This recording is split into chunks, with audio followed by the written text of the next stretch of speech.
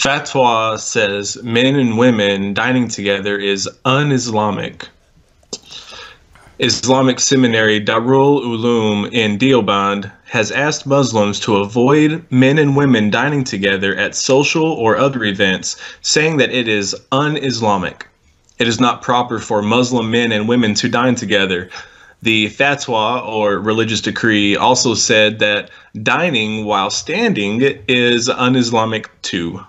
So you have to sit down and not with a lady.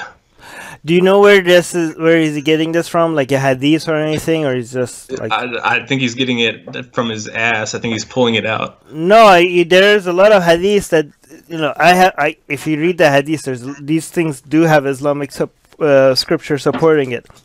A lot of it, at least. But I mean, I don't know. The standing part? I don't know. I'm just asking. There's so much hadith. You really can't. There's a hadith for fucking everything. But I mean, I kind of like this stuff because it's hard. We need more. What is this guy? Is he Sunni, Shia? What is he? He's probably Sunni. He's a yeah.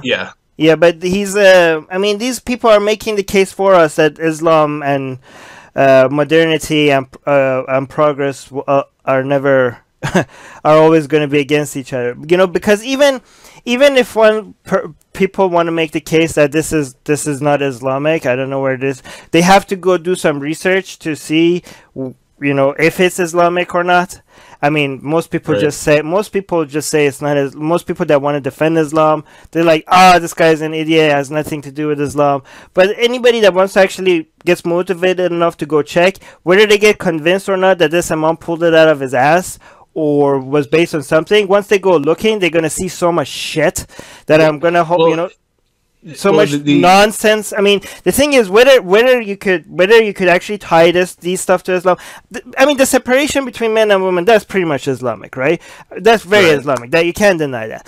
But the sitting down, sitting up part, whether you could tie it to Islam or not, any amount of investigation, even if it doesn't get you to the conclusion that it's Islamic, it does get you to the conclusion that, wow, there's a lot of nonsense in here. But go on, Jim. Sorry. Right.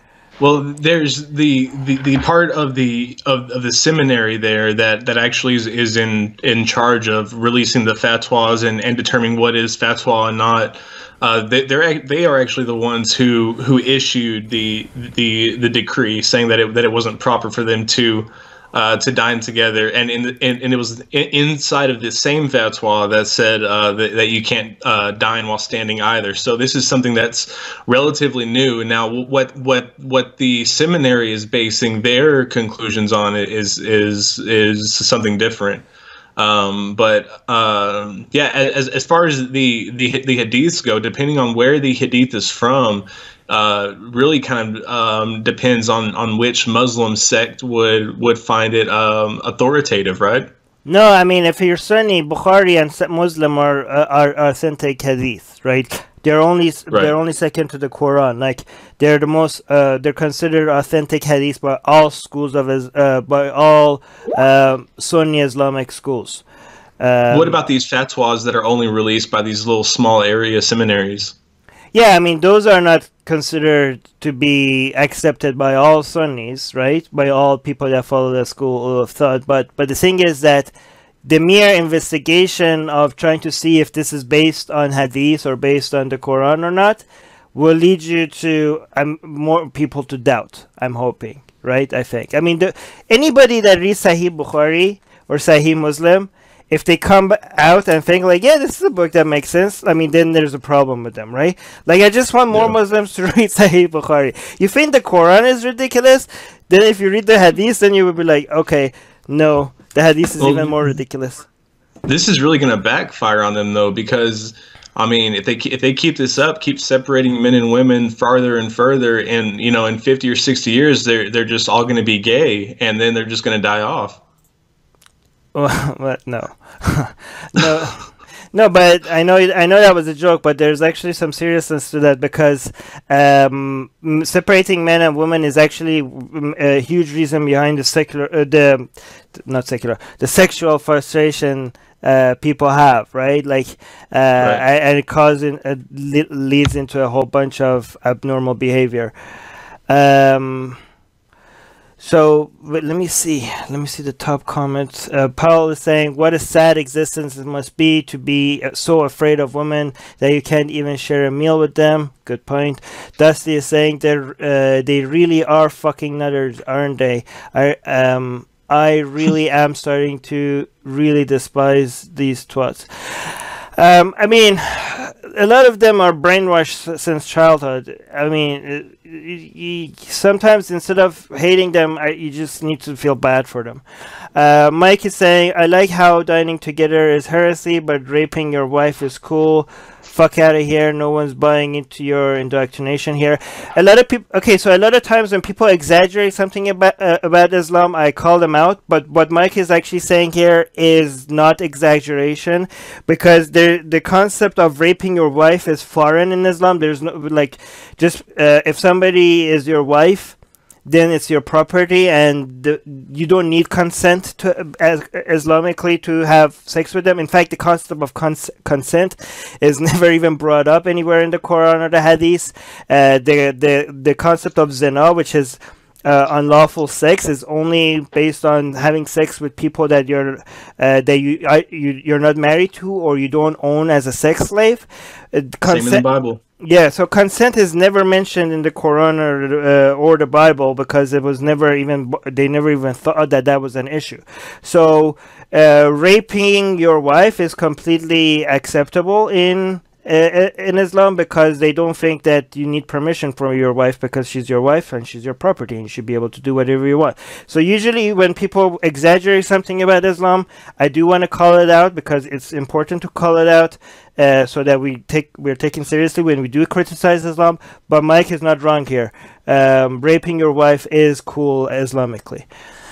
Let me see what. Oh, Muscal is saying, what is a fatwa? It's basically an Islamic declaration of something being okay.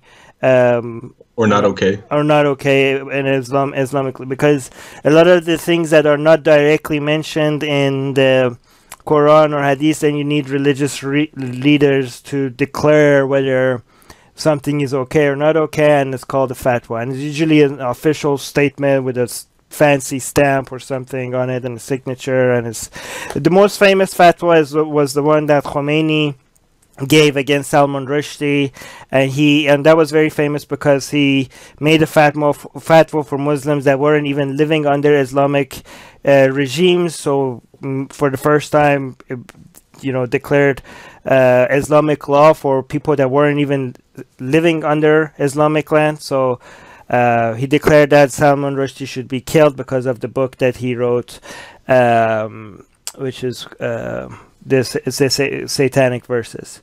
So yeah, go look into that. That's very interesting. Muscal is also saying, Jim, Mike Pence would love this idea. Remember when it came on in the US that he cannot be alone with the lady without his wife there. I mean, yeah, right. I just want to make sure that you're not suggesting that it would ever be the same under Republicans, like the same way. By the way, where was this? This was in India, right? Yes, correct. India, okay. So yeah, maybe India is not as bad as Pakistan when it comes to Islamic laws or anything else, for that matter, religious-wise. But it's still shitty when it comes to. But I mean, we're seeing a lot more extremism coming out of India, though. So I mean, that's I mean, that's really drawing the line on that claim. I mean, a lot of the problems with having Hindu extremism rising in India, it's also a reaction to Islamic extremism. I mean, Islam in general in India. Right. So it's kind of a reaction to that. Yeah, man. Sure. Islam is always a terrible thing for anywhere. Terry in the Facebook live chat saying, well said by fella at the top window. I don't know. So Terry is referring to Jim, I think. Am I top window? Yeah, you're at the top window. You down there? Yeah.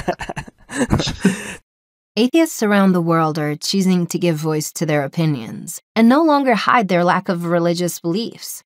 In some cases, this public declaration of atheism can lead to backlash from friends and family. In other areas, it can even be physically dangerous to admit to atheism. Atheist Republic wants to give atheists a louder voice. Let's show them that we're listening, no matter which language they speak. If we reach 500 patrons, we will be able to translate our shows into Arabic, Spanish, Persian, Portuguese, Malay, Bengali, Urdu, Hindi, and other languages. Help us get there at patreon.com/atheistrepublic.